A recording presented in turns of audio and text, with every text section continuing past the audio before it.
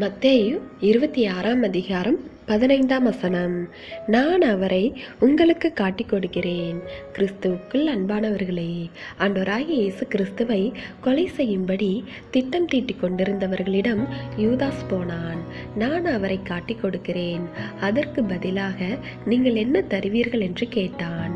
அவர்கள் 30 வெள்ளிக்காசுகள் தருகிறோம் என்றதும் யூதாஸ் அது போதும் என்று சம்மதித்தான்.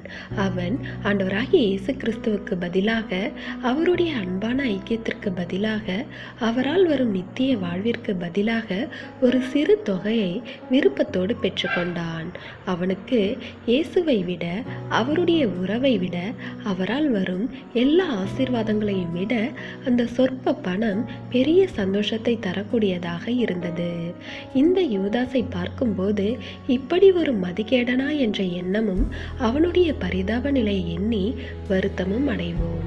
ஆனால் இன்று நம்மில் அநேகர் அற்பமான சில நன்மைகளுக்காக ஆண்டவருடைய மேன்மையான ஐக்கியத்தையும் அன்பையும் இழந்து போகிற மதிகேட்டை செய்து கொண்டிருக்கின்றோம்.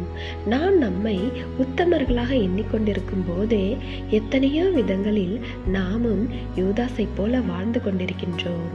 அதுவே நிதர்சனமான உண்மை. எனவே தேவ பிள்ளைகளே, இந்த உலகில் இயேசுவுக்கு பதிலாக நாம் அடைகின்ற எதுவும் நமக்கு உண்மையான ஆசீர்வாதமாய் இராது என்பதை புரிந்து கொள்ள வேண்டும். அப்பொழுதுதான் அவரோடு கூட தேவனுடைய ராஜ்யத்தில் பிரவேசிக்க முடியும்.